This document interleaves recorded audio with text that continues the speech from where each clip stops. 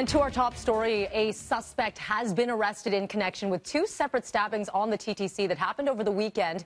First, a TTC bus driver stabbed with a broken toothbrush. This happened on Islington near Dixon Road early Monday morning.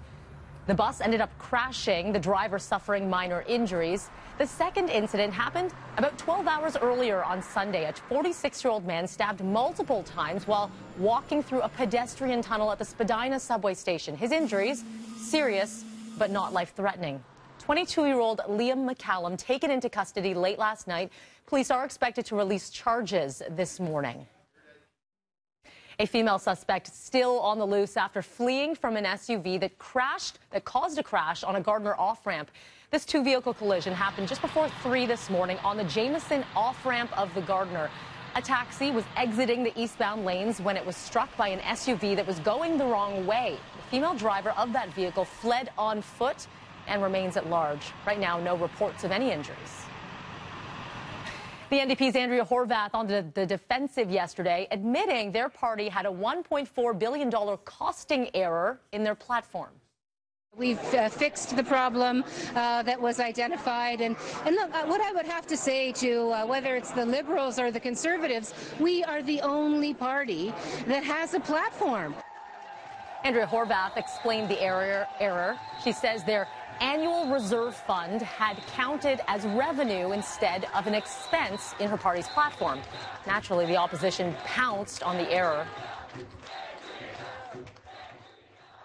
It's nearly $1.5 billion a year over the course of the plan. That changes everything about what the NDP plan says and what is possible. They obviously can't do their math properly. And what's concerning, who's this affecting within their promises? What areas are they affecting? Horwath, in admitting the mistake, says the error is just a fraction of the province's overall budget. As for where the leaders are today, Andrea Horwath with 2 stops in Toronto, including a roundtable meeting with youth this afternoon. Kathleen Wynne will stop at 2 events in Toronto. One of them will be a visit to Variety Village. And Doug Ford has planned stops in Toronto and a rally happening this afternoon in Pickering. Racist graffiti set to be removed this morning from a Muslim school in Scarborough. And that's where we find our Tammy Sutherland. This building is on Torrance Road near Eglinton and McCowan, and I can still see it behind you there, Tammy. Yeah, that's right, Melanie. It's still scrawled across the brick wall here. The one thing is that we're not going to be showing it to you. We have pictures of it, but we don't want to show it to you here just because the very offensive anti-Muslim message is still there. And it's also up on the sign of the Wali Al-Asr Learning Institute here on Torrance Road.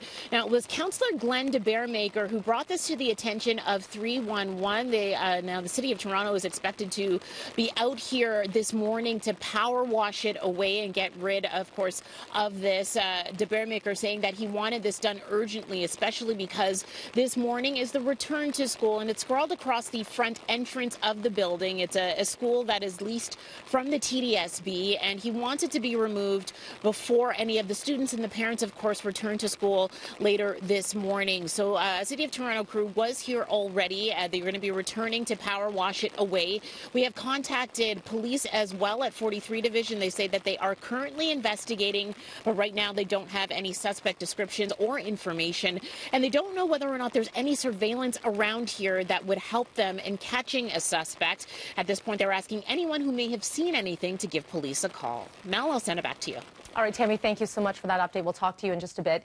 It is 7 minutes after 6. We're going downstairs to Devo and Winston.